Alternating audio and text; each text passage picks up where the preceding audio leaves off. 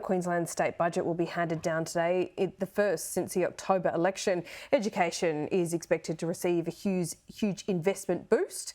And Georgia Simpson joins us live from Brisbane. Georgia, what can Queenslanders expect? Good morning, Laura. Well, look, as we've just heard, there's going to be a huge investment in education.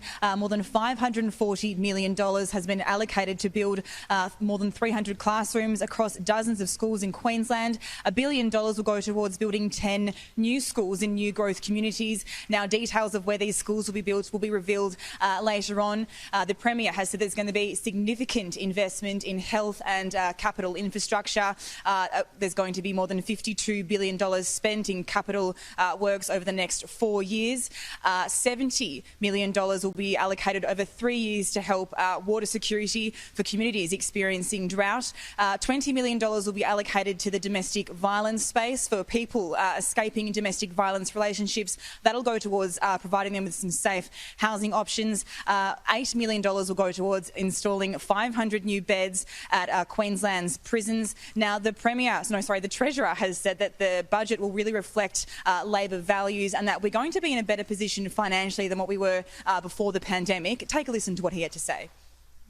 The numbers are looking good for Queensland, as I've said. Debt will be lower, deficits will be lower, and that's the dividend that we will be returning to Queenslanders through increased services, through more infrastructure and through a larger number of jobs.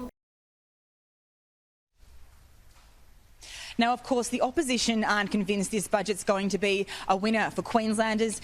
They've accused the Labor government of playing the blame game. They stood up earlier to say that there hasn't been a significant investment in the state's crime crisis, amongst other things. Take a listen to what they had to say.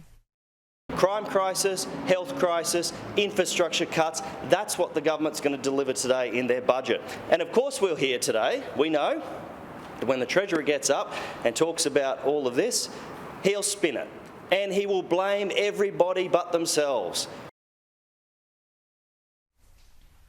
Now, of course, further details about the budget and what's going to be spent where will be revealed later on today.